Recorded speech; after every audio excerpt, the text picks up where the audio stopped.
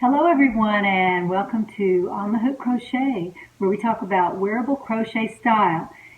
And let's find out what's been on the hook. Well, I am wearing another green scarf that I introduced yesterday, I believe it was. I had finished the green-eyed lady shawl and I really loved it, and I had a small ball of yarn sent to me by a friend named Judy. And I made this scarf with that small ball, and it was Deborah Norville's Secret Garden, I believe is the name of it. But I've been on the web and I cannot find it anywhere. So it may have been discontinued, that would be my guess. But I loved what I got, and it was an acrylic yarn. It felt like cotton, and it actually feels like cotton. It's very small. It's a number 2, and I started this only a couple of days ago, and I made it by the Fortune Shawlette.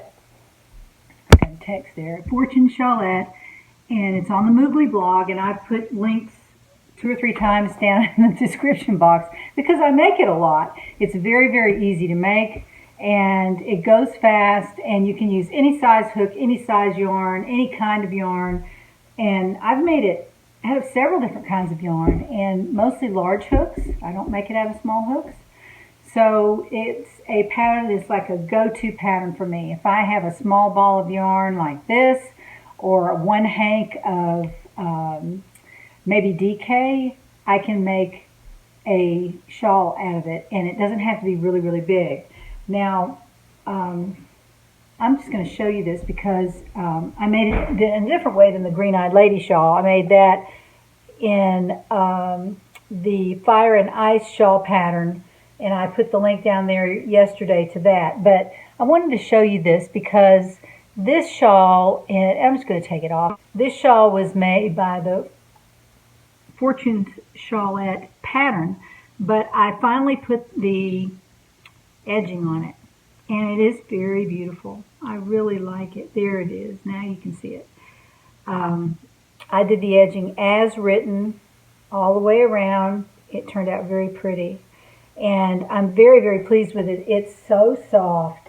It's a little stripy, as you can see. That's not my favorite.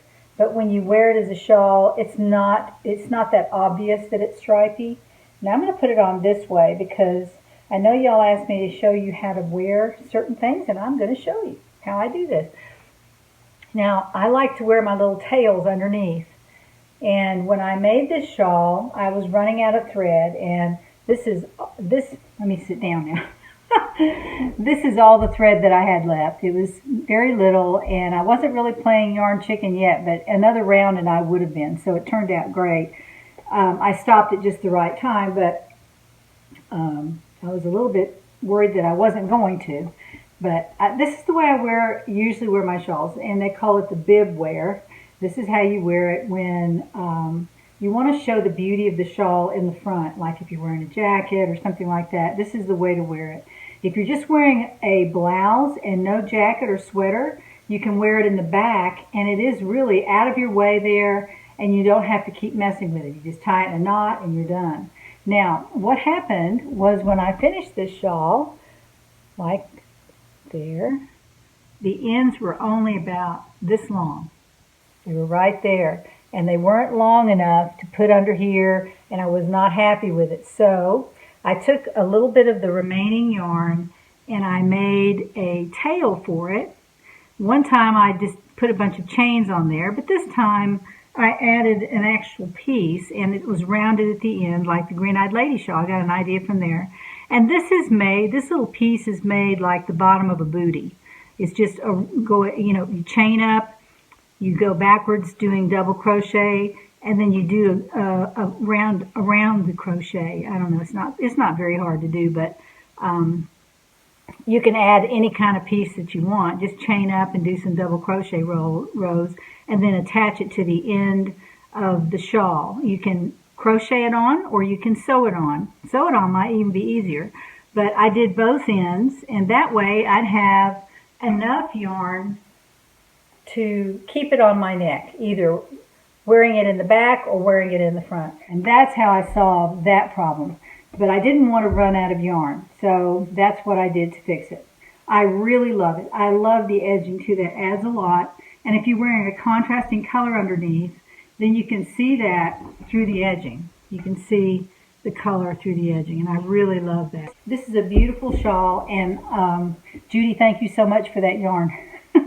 I had never used that brand, and it's very, very nice. It's just not available anymore. So anyway, I just wanted to show you that. And a couple of works in progress that I have.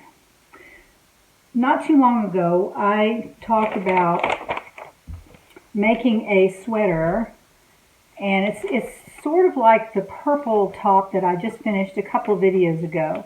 This is a picture of the sweater. It's just made pretty much the same way, in a piece from the waist over the shoulder and to the back, and then another piece the same way, a rectangle, and then sewn in the front, back, and on the sides.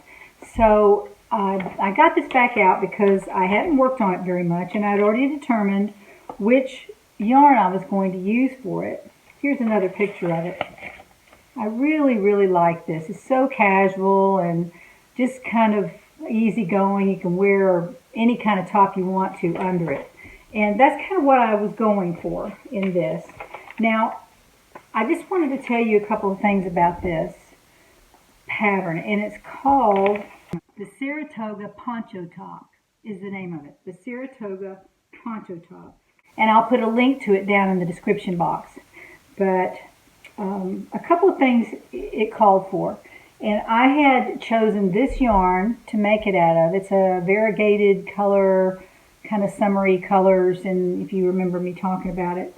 And I did start it. I chained up and I made one row. Let me show you that. It goes from green to coral to green to coral. And that's pretty much all I had. And there's a little bit of white there at the end of that particular sun. Oh, and there's some kind of a cranberry color here. And you know, I started looking at it, and I thought, I just don't like that. It's going to run this way, and it's going to be every which way, all kinds of colors. I may have to end up giving that yarn away. Maybe y'all have a better idea about what to do with it than me. It's a DK. I've got 1,200 yards of it. And it's very, very soft. I really like it. I'm trying to figure out what to do with it. But I don't think the Saratoga Poncho Top is good for that. So I went on the web and I bought some Comfy Cotton Blend Lion Brand in the whipped cream color, because that is the same look as this is on this picture. And I really like it like that. I really like that kind of cream color. And if I made it in a variegated color, I just don't think it would look good. To me, I saw that, and that's what sold me, was the way it was made, the color was used, and that it was a fairly decent size yarn. Now, they used a size 3 yarn, so I ordered the Comfy Cotton Blend, and I already had a portion of a skein left over from when I made the Johnny Topper out of it. And that's the one I gave away 2 or 3 weeks ago. Couple weeks ago. So I thought, you know, I really like working with it. I love the color. It's the only, I think, the only solid color. There may be one other, but most of the Comfy Cotton Blend colors are mixtures of colors. Some are browns, some are pinks, but they're mixtures and they're not solid.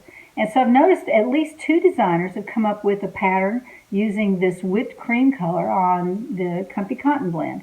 So this is what it looks like. Let me let my camera focus on that. Okay, there it is. It's a shell pattern. This is 3, looks like 3 rows I've done. And I really like it. I'm going to continue with this, and I will be working diligently on it because I really like it. I was not working diligently on this because I didn't like the way it looked. I don't know what I'm going to do with it. I want to have to figure out what to do. That's the second pattern now I've tried with this, and I didn't really care for. But that's okay. I'll figure it out. Now, I'm still working on my Vitalana Tiger Lily yarn, and I've not gotten any farther on that, but it's sitting on my desk and saying, please make me up. And so I'm going to be working on that. One thing I have been working on is this Fortune Shawlette again. Shawl made out of the Destin Yarn Shop.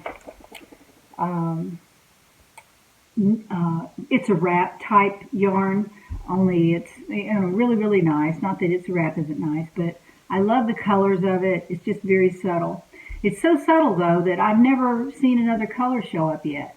There are 500 yards on this, and more than likely, I'm not going to use 500 yards to get to the end of my Fortune Shawlette shawl. So this is what I have so far. I have, okay, here it goes this way. I have blue. That's the only color I've got. I think it's a little bit, tiny bit lighter right in here because one thread has been changed to a different color. But honestly, I'm still in the blue. And I'm getting a little annoyed because I don't want to make a 15 by 20 shawl to get the color. So I might have to do some color controlling. I don't really want to do that with this thread because it is so delicate. I could really mess it up, and I'm not sure I want to do that, but I can see, if you can see, really soon I'm going to be hitting that green.